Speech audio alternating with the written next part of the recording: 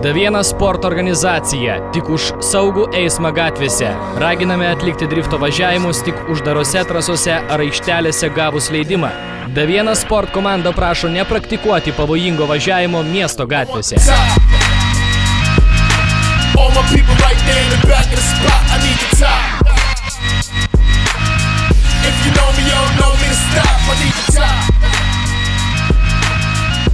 Šiandien laidoje Drifting su D1 Sport matysime Latvijoje praėjusią savaitgalį įvykusias varžybas, kurių metu D1 Sport komanda davė į kaulus broliukams. Apžvelgsime Alytuje įvykusi Battery Drifting iššūkį. Taip pat mūsų laukia įdomus interviu su MP Team komanda ir žinoma Drifto akademijos rubrika.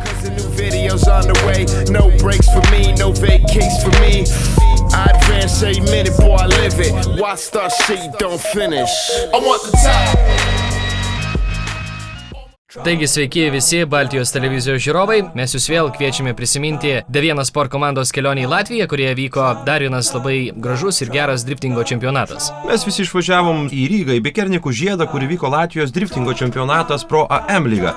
Lietuviškai tai yra Pro mėgėjų lyga. Iš Vilniaus iki vietos tai beveik 3,5 km ir važiavome beveik 5 valandas. Taip ilgai užtrukome, nes savo automobilius vežėme būtent priekabose, o tai tikrai kelyje užtrunka. Mus nustebino labai džiugus geras dalykas, dalyvių buvo per 80, o mūsų sportininkų buvo net 3. Darius Kepežinskas iš komandos Battery Energy D1 Sport, Artūras Ravluškevičius atstovaudamas komandą Panda Express D1 Sport ir Gediminas Levickas atstovaudamas komandą Segnis D1 Sport. Kaip manai, sportininkai lyg būtų iš vienos komandos, tačiau pavadinimai skiriasi. Kaip manai, kodėl? Todėl, kad kiekvienas iš pilotų turi savo atskirą rėmėją, dėl to pavadinimai yra rašomi pradžioje bendro pavadinimo. Nieko nelaukdami, mes labai norim pristatyti trumpai, kaip sekėsi lietuvaičiams kvalifikaciniuose važiavimuose ir malonu pristatyti Artūrą Ravluškevičių, kuris kvalifikacijoje buvo pirmas. Nors tai labai keista, nes Artūras Ravluškevičius važiavo, neypatingai greitai, tačiau jis sužavėjo savo tikrai agresyvių pasistatymų, didelių dūmų debesių ir gerų šou. Matyt, teisėjus tai ir nustebino, dėl to jis kvalifikacijoje buvo pirmas. Kaip mums sekėsi Latvijoje, galime matyti dabar, čia jau vyksta poriniai važiavimai. Turėjome puikią galimybę pastebėti, kaip mūsų lietuvių sportininkai kovoje su broliais latviais puikiai pasirodė ir užėmė tikrai neblogas vietas bendroje taškų lentelėje. Jeigu atkreipėte dėmesį, Gediminas Levickas prieš savo varžovus buvo pranašesnis tom, kad jis pasirinkdavo tiesiog savo kovoje didelį aštrų kampą ir vien dėl to jo priešininkas, neturėdamas kur dėtis, kovas tiesiog pralaimėdavo. Darius Kepežinskas, kaip visuomet mėgsta greitį, turi daug patirties, todėl daugelis varžovų jam taipogi neprilygo ir Kepežinskas nukeliavo į top 8 ir bendroje įskaitoje buvo 5. Artūras Ravluškevičius lygiai taip pat kaip ir kvalifikacijoje, taip pat ir poriniuose važiavimuose jis vienareikšmiškai nukonkuravo savo visus varžovus ir pateko į top 8. Bendroje įskaitoje Artūras Ravluškevičius užėmė 4. vietą. Darant išvadą, D1 Sport komanda parodė aukštą drifto lygį ir savo rezultatais yra sportininkai ir komanda patenkinta ir džiugu už juos.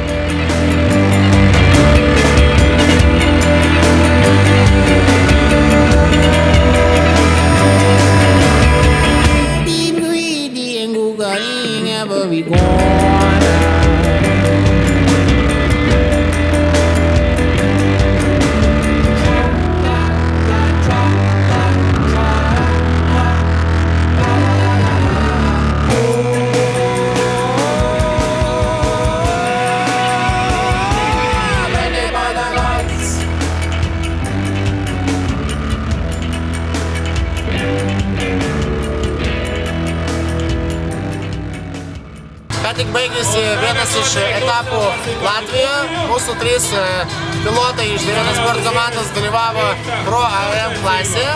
Pro AM klasė tai yra viduriukas tarp stryto ir Pro dalyvių. Tai gerai pasirodė. Artūras Ravluškevičius paėmė 1. vietą kvalifikacijoje ir 4. vietą bendroje įskaitoje šitame etape. Taip pat Gediminas Levickas paėmė 8. vietą po visų pravažiavimų kūrinių ir Darius Kepežinskas užėmė, manau, 5. vietą, kadangi kvalifikacijoj jis buvo 2. Taigi labai geras pasirodymas, pirmą kartą mes šiais metais su visa komanda išvažiavome į užsienį ir skaitau, kad geri rezultatai ir geras pasirodymas. Manau, kad ovacijų daugiausiai sulaukė būtent mūsų pilotų važiavimai, kuris vyko tarp Artūro Ramuškevičio ir Gedimino Levicko, kadangi buvo pats įspūdingiausias važiavimas, daugiausiai dūmų, daugiausiai tokio agresyvumo ir mažas atstumas.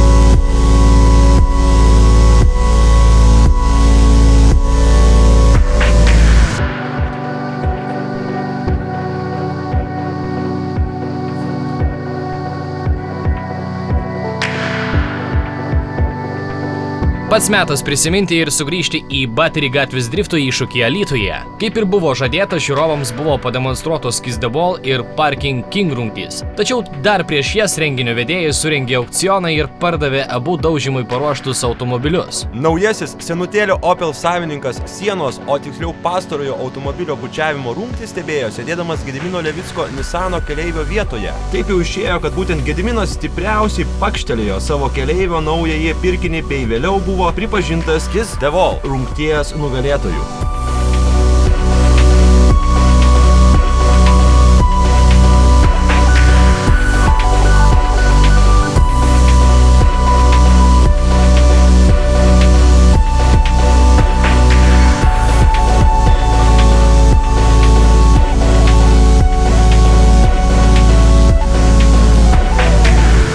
Šeštadienį, gegužės 24 dieną Alytuje pirmą kartą surengtose šoninio slydimo varžybose triumfavo kaimynas iš Latvijos Edgars Ozals.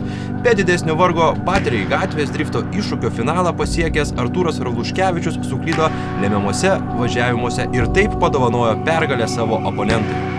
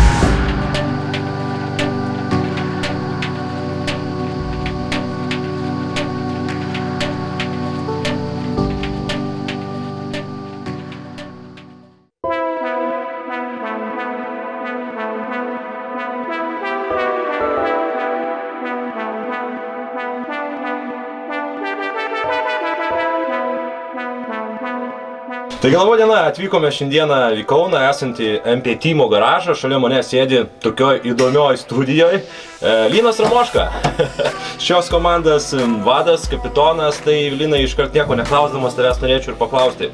MP Teamas, ar ne? Įdomus pavadinimas, ką jis reiškia?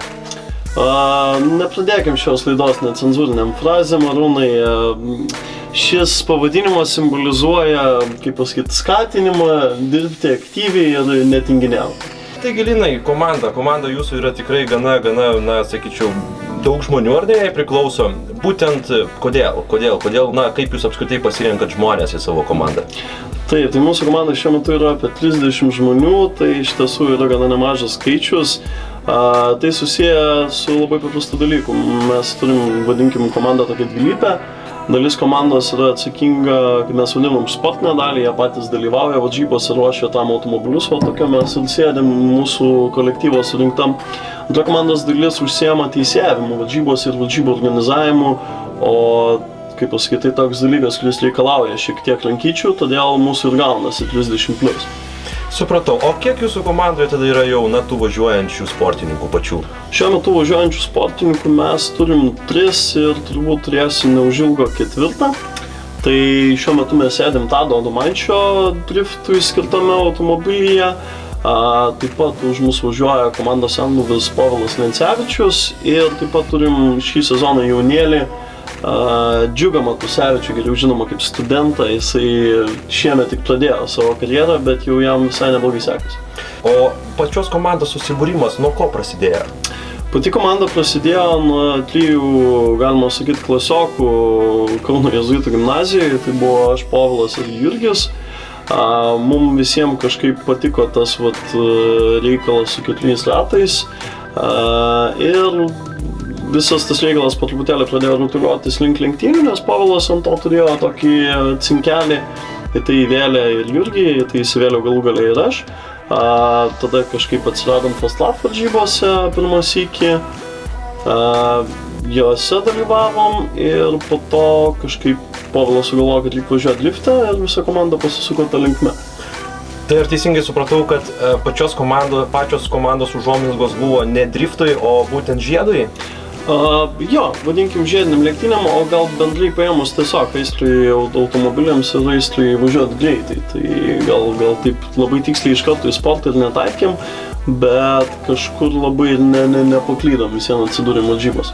Supratau. Na, tai tuomet pakalbėkim apie komandos pasiekimai, progresas. Komandos pasiekimai, progresas, vėlgi dvilypiai. Kalbant apie praeitą sezoną, Povilas per plauką liko 4. Autoplius Lietuvos drifto čempionate. Tadas liko 10, esam vienintelė komanda turinti 2 pilotus top 10. Aš tai laikau kaip gerą pasiekimą. Iš kitos pusės esame kolektyvas, kuris teisėjauja visus didesnius automobilių sporto renginius, juos prižiūri. Tai tiek Rytų Europos drifto čempionatą, tiek tą patį Autoplius Fastapą, kur pradėjom, dabar jau patys ten esame kviečiami daryti tvarką. Tad tai, kad mumis pasitikė, aš irgi laikau kaip pasiekimą. Labai šiemet norim pradėti stipriau važiuoti į užsienį, tai labai stipriai žvalgomės į užsienio etapus. Čia buvo tokių norų važiuoti į Čekiją, į Lenkiją turbūt važiuosim. O kasdienis gyvenimas, tai gyvenam to pačiu autosportu, tiek automobilių ruošimų, tiek detalių gamybą. Linai, girdėjome, kad Kaune galima bus, ar yra, driftinti, treniruotis, ar ne? Kažkokia aikštelė, kažkokia trasa, plačiau apie tai gal papasakosi. Tai kol kas dar ne, bet turim iš tiesų naują projektelį, ruošim naują drifto ir ne tik trasą. Projektelis daromas kartu su vairavimo mokykla RV Auto, jie yra įsigiję autodromą ir būtent jį mes dabar šiek tiek padedame aptvarkyti. Pavyko rasti puikų kompromisą su RV Auto vadovais ir jie ne tik toje vietoje mokins vairuoti, bet ir leis ten visą tą vietą naudoti sportui. Tai tikimės iš tiesų galbūt netgi keletos mėnesių bėgiai pakviesti visus, kas norės tai išbandyti. Trasa yra, vadinkim, mažytė, bet labai tinkama važiuoti mažais atstumais, nereikalaus ten milžiniškų galių ar kažko, o žiemą tai tikrai bus puikiai vieta labai smagiai pasivažinėti. Supratau. Na, visi žinom, kad šiemet liktais prie Empatimo prisijungė jaunas sportininkas, ar ne? Taip, tai Džiugas Matusevičius, tai yra toks jaunuolis, kuris pas mus kokius jau 2 metus turbūt teisėjauja. Tai Vilnioniškai šitų sportų degantis jaunuolis. Susirinko jisai, vadinkim, tėvelių ir dar šiek tiek maža, vadinkim, komandos pagalba automobiliukai ir pradėjo važiuoti. Važiuoja kaip patrakęs, jam dabar jau suėjo 16 metų. Pats tą automobilį ruošia, pats tvarko ir važiuoja tikrai įspūdingai. Mes jau čia rezgam mintis, iš kur jam rasti daugiau arklio galių, nes kol kas važiuoja jisai su turbūt 200 arklio galių neturinčių automobilių. Bet atsidavimas ir noras važiuoti veda į priekį ir būtent tokius žmonės mes mėgstam, būtent dėl tokių žmonių šita komanda yra. Tad manau, kad jei ne šį sezoną, tai sekantį sezoną mes jį sutiksim tikrai važiuojant jau stipriai ir manau, kad tikrai jau pro lygoje su visais dideliais vaikinais. Supratau. Na tai ačiū Linai tau labai už pokalbį. Bandysim pakalbinti dar jūsų vairuotojas. Ačiū tam.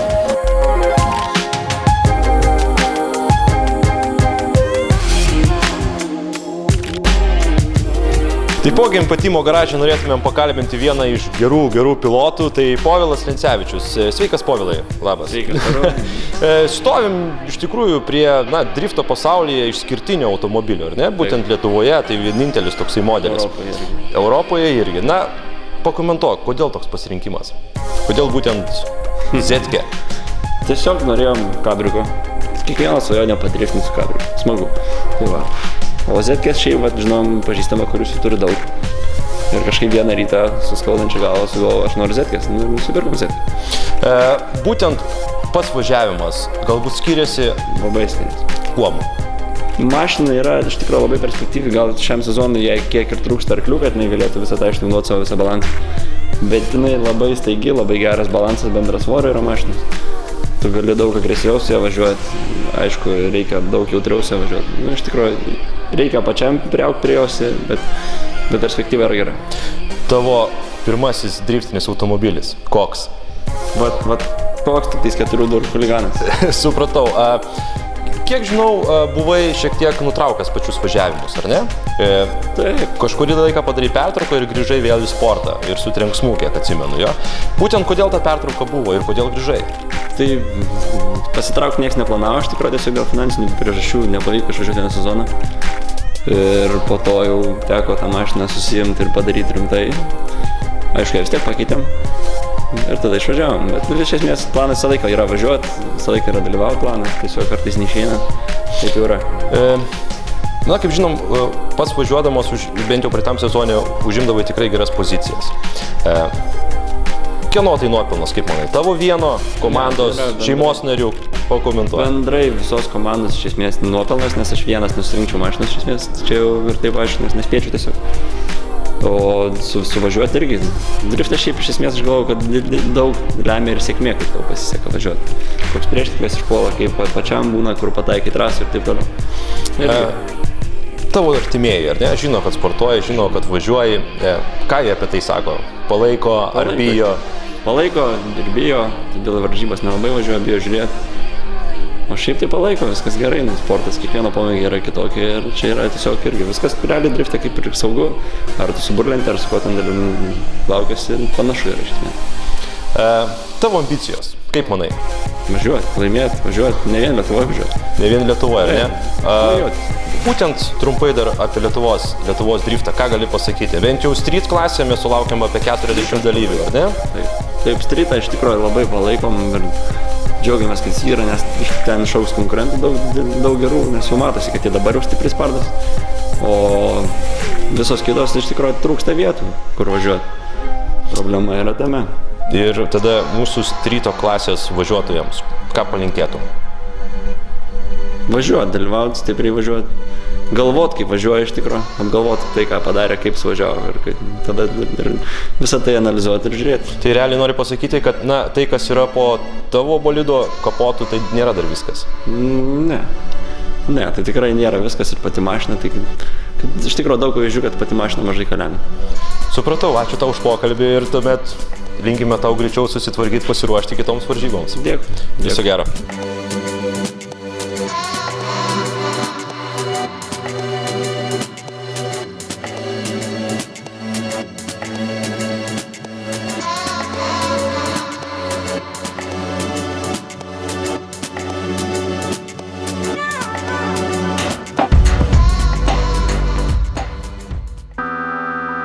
Hush now, you're standing on a landmine. Sveiki visi, pirmoje laidoje mes kalbėjome apie teoriją, kaip reikia teisingai statyti skersai mašiną.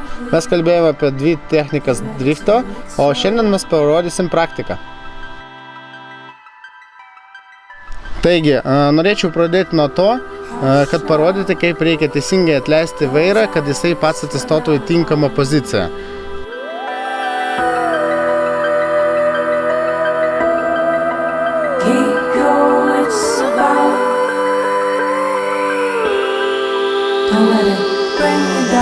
Sankamos spyris tai technika, kurią padeda pradėti slysti šonu be jokių didelių pastangų. Jūs tiesiog spaudžiat gazą staigiai ir staigiai paspaudžiat sankabą ir ją atleidžiat.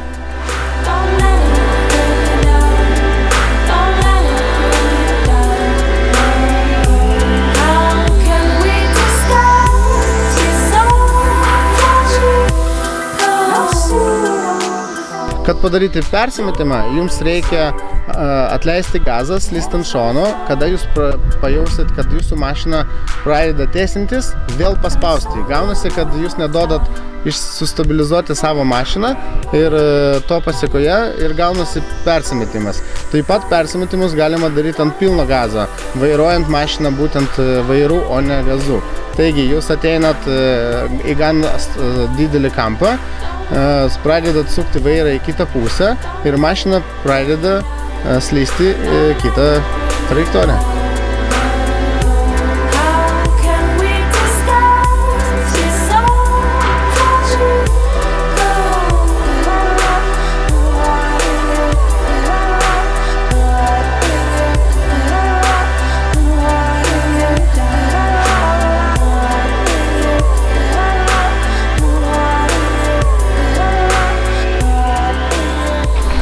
Pradėti driftinti, jums reikėtų modifikuoti savo mašiną, pakeisti amortizatorius, pastatyti taip vadinamus coiloverius. Tai yra reguliuojamas amortizatorius. Jų reguliavimo esmė yra tame, kad galima reguliuoti ir aukštį, ir stiprumą, ir spyruoklių kietumą. Visą tai gali reguliuoti su coiloveriais. Taigi reikia pastatyti coiloverius, užvirinti reduktorių arba pastatyti blokiruotę ir pakelti arklio galius. Taigi, nuo variklio galima pradėti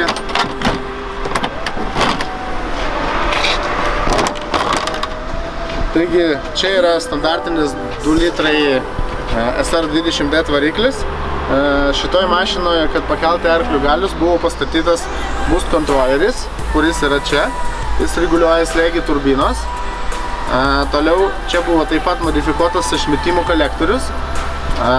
Jisai yra 4 vienodo ilgio vamzdžių, tai duoda, kad turba sukasi ant aukštesnio apsukų daug geriau negu standartinis kolektorius. Standartinimo kolektoriai būna visi 4 vamzdžiai skirtingų ilgių. Tai duoda tai, kad turbina pradeda suktis daug anksčiau, tačiau ant didelių apsukų jai jau neužtenka išmetamų dujų ir jinai neįsibėgia iki tokio greičio kaip su tokiu kolektoriu. Taigi pagrindiniai pakeitimai, ką reikėtų padaryti, pastatyti boost kontrolerį, lietuviškai tai yra turbo slėgio reguliatorius ir gerai būtų modifikuoti išmetimą.